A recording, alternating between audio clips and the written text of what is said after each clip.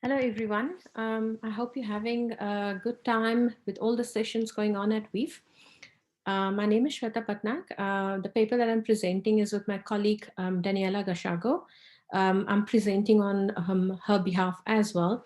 So we both are from CPUT from Cape Town in South Africa. And the paper that we have written is on supporting departmental innovation in e-learning during COVID-19 through e-learning champions. So, as we are aware that over the past few years, and very much so in the current year that we are in, the essence of internet has taken a front seat, and it has become a common medium of interaction. There has been an increase in number of online courses, and there has been a sudden transition. I say sudden comparing to other years this year, in the nature of interaction between student and lecturer. So this pandemic has led to creation of disruption in the higher education sector. The literature that we gathered, it also showed that there has been a drastic growth in online learning in the past 20 years. Teaching online, it requires different skills and competencies, and there is a need for academic staff development. The researchers have also highlighted that there is a need of social cognitive theory. Peer modeling has been seen to have a major impact on motivation and behavior of others. Therefore, there is a need for preparing faculty for online teaching. So the method that we applied in our paper was on the impact of e-learning champions within their department in supporting their colleagues during this move towards online teaching and learning. So for this paper, we have defined e-learning champions. Now, e-learning champions, as the term says, these are basically academics that are known in their departments to use technology innovatively and who serve important functions of connecting central service units such as CIT in our university's case within the departments and faculties. These are not teaching and learning or technology experts, but they are academics who have been using technology for a while and in quite a different innovative ways. The participants were selected on the basis of their reputation as innovators. So basically, the ones who have won Teaching Excellence Award, either at department or faculty or institutional level, within a faculty of engineering and built environment. So the interviews that we conducted were over the time frame of 30 to 60 minutes, and that was facilitated by the members of the research team. Questions in this interview that was focused on how e-learning champions responded to COVID-19 in order to prepare for remote teaching and learning, both in their own practice, but it also the way that they were supporting their departments in the move to remote teaching and learning. So the interview questions were designed to gather insights and perspectives on departmental buy-in, particularly on the impact of formal and informal academic staff development and the department's adoption of e-learning tools and platforms. So they were, excuse me, they were major contributors in supporting the department and the colleagues in the department and also across departments certain times. The interviews were transcribed and they were later analyzed by the authors. As a flexible method, interviews can provide the researcher with a rich and a nuanced amount of complex data. So this data was analyzed, it was done in a deductive way using the literature on learning design and design thinking, which was an analytical framework. The ethical clearance for this paper was sought and we made sure that it was ethically approved. So the findings are the following: that being an e-learning champion is a very balancing act.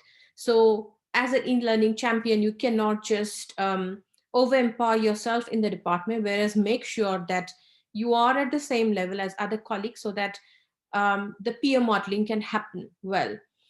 So they have highlighted that it was good if they had more than one e-learning champion in a department so that it could team up and they could all work together in putting the whole department to a higher level in terms of technological adaptation. The importance of peer learning. So they highlighted that peer learning was highly essential. Firstly, because learning from each other becomes quite easy. And the other fact is that peer learning can also happen at any point of time, and the person or the team doesn't have to be available at a specific time if it was a faculty or institutional level learning. It also reduces complexity. There is institutional support in that the e-learning champions highlighted that they were expecting a bit more of institutional support, especially this year, which they felt that there was a bit of lacking in it.